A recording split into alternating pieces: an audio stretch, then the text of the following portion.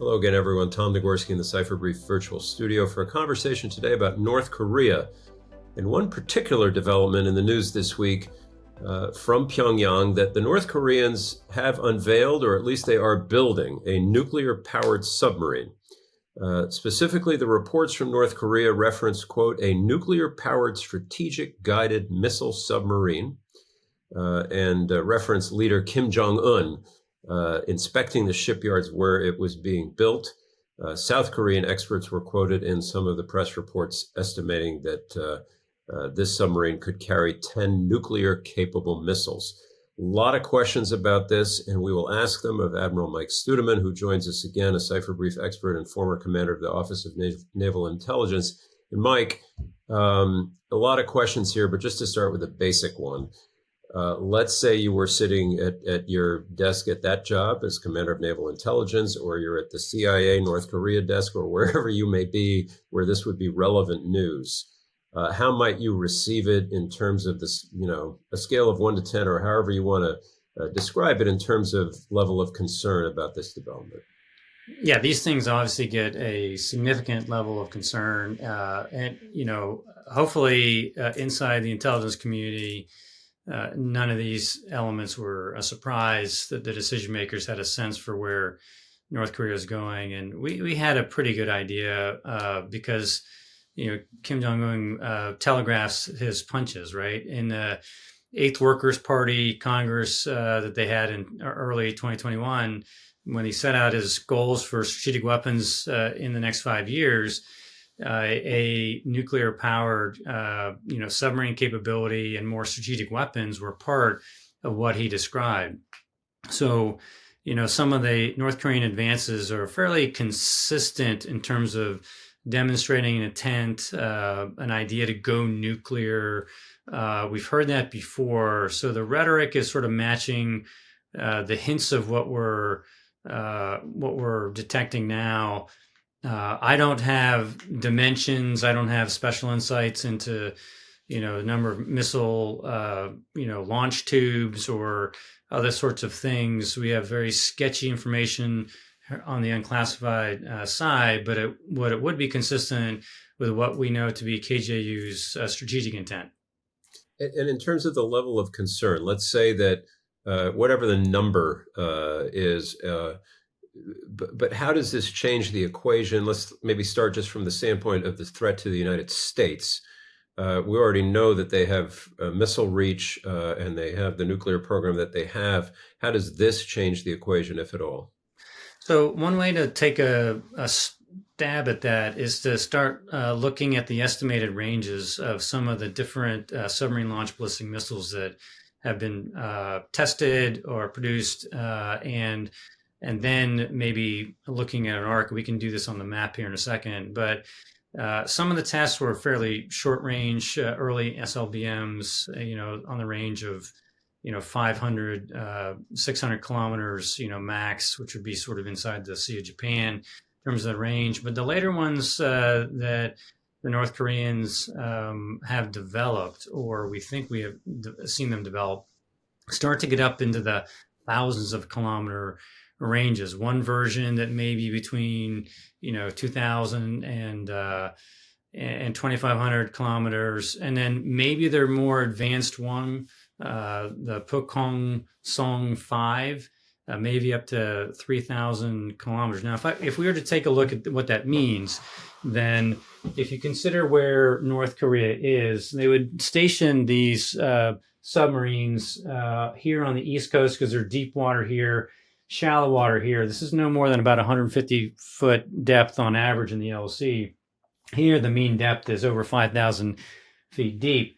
But if you extend 3,000 kilometers from around here, let's say the operating area of this new nuclear-powered submarine with nuclear-tipped missiles, you can actually range all the way down to Guam with 3,000 kilometers, right? If you're operating maybe around here. You still can't reach into sort of the main parts of Alaska from here. You'd have to come outside the first island chain and be operating up here or maybe up here to do so. But for the North Koreans, that would be a big move.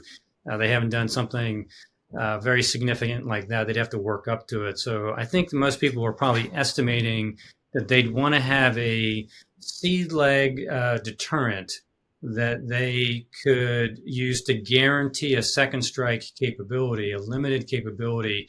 Think of it as sort of a thin stork leg on a multi-leg nuclear deterrent.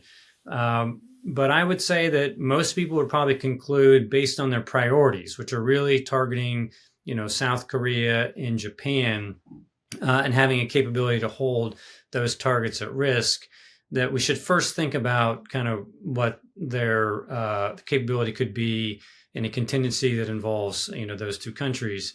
So yes, the United States at greater risk if this nuclear-powered, nuclear-tipped submarine begins to deploy in those areas with that long-range missile system, the longest they would have from their submarines.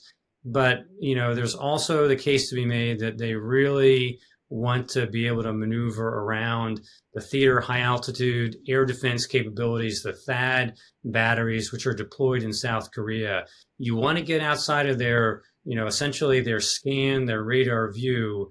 And if all your threats come from land-based ballistic missiles, they're coming from the north, it actually makes it easier for our THAAD and Aegis BMD and Patriots to be able to know the vector that is coming. If you're North Korea and you want to get guaranteed penetration, then you need to go from a different aspect. And this is what this submarine may give them, an ability to essentially come in from the side and be able to complicate air defenses in a South Korea contingency. But it doesn't, or does it, give them the ability to take those submarines and push them all the way out into the Pacific to change that equation of ability to reach the United States with those, or does it? No, that would certainly change the equation, and that would be front of mind. So it would be, threats to South Korea, threats to Japan, threats to the United States, all of them kind of bundled up. But we'd have to see them actually begin to do the sea trials, the training, the operations. We're talking, at least 2, 3, maybe more years away before we might get a sense for it. A conservative force doesn't want to be too far away in the beginning, particularly with novel technology that they have. So I think they're actually going to be fairly conservative and stay close to home, particularly in the early goings. And it should be noted that, look, if you really want to have a full-fledged guaranteed second strike at sea capability, you need at least 3 of those kinds of submarines, but probably even more, 4 or 5, given the state of maintenance and how you need to kind of rotate deployments.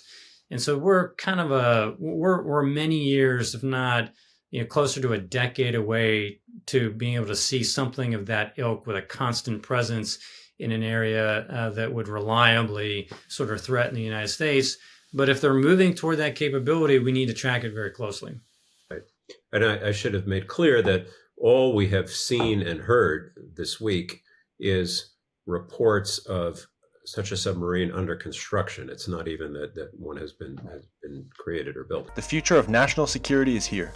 Introducing the Cipher Brief's NatSec Edge Conference, June 5th through 6th, 2025 in Austin, Texas. Join leaders from intelligence, defense, private industry, and investment as they explore the innovations shaping tomorrow's world.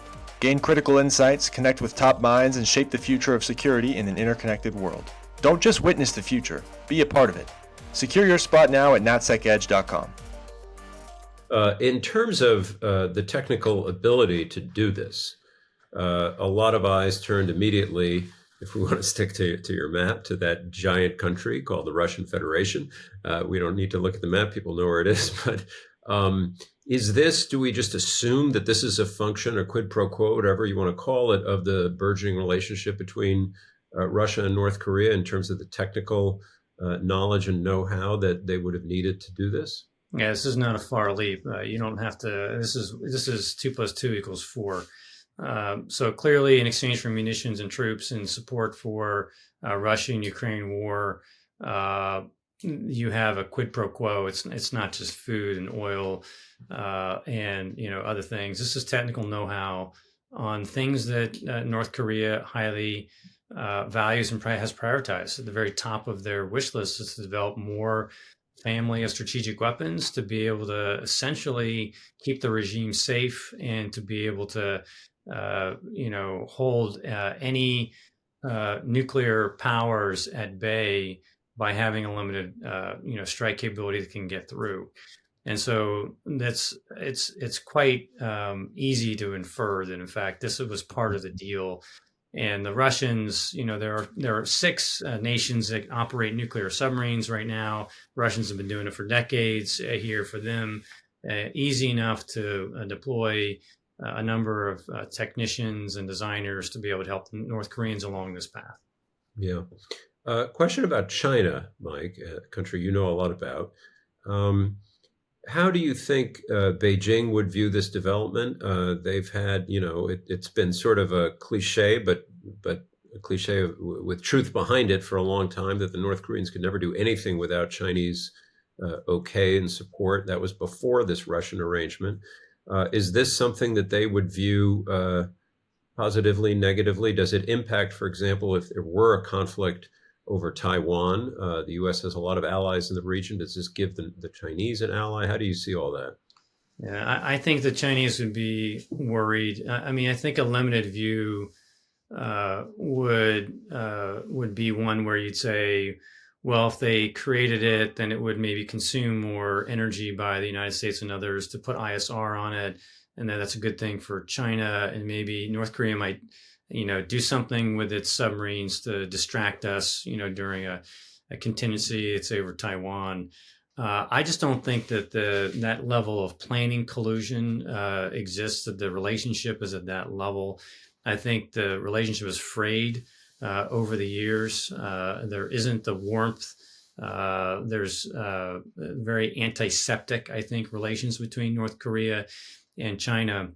On the other hand, the patron seems to have shifted significantly toward Russia. And I think China looks at that and is probably kind of concerned about, where that's going. Because ultimately, if North Korea becomes so confident that they start to saber rattle with all these different kinds of strategic weapons, something terribly could go wrong. And there could be, a lot of consequences for the Chinese if United States and other powers, allied powers, rush in to deal with the North Korea issue. China's going to be affected by all that. It's very destabilizing potentially for them.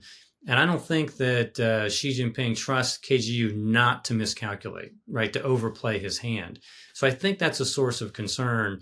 But they've got to be pretty aware now that, in fact, that North Korea-Russian relationship is, as strong as it has ever been. And what that means, particularly in terms of sort of war support, not just going toward Russia, but potentially what Russia would do in a North Korea contingency as well. And last question, Mike, is, the United States never has a ton of cards to play in this, but if you were to articulate or suggest things that the United States should do other than just watch this development as it goes forward, is this just one more thing that one more card Kim Jong-un has if he wants to at some point get economic benefit or trade in some way? Anything the United States can do in this regard? Yeah, I don't think we have as much agency these days. I think KGU is sort of written off the United States. He's tried a couple of times at the dialogue piece, and that failed, and Trump won. And I'm not sure either party is really open to trying to reattack there, given the chances of where that's going. I think North Korea is far more comfortable there because essentially sanctions relief has arrived in the form of, Russian cooperation. And so they're less desperate for it. And I think fundamentally Pyongyang, highly distrusts Washington and anybody here.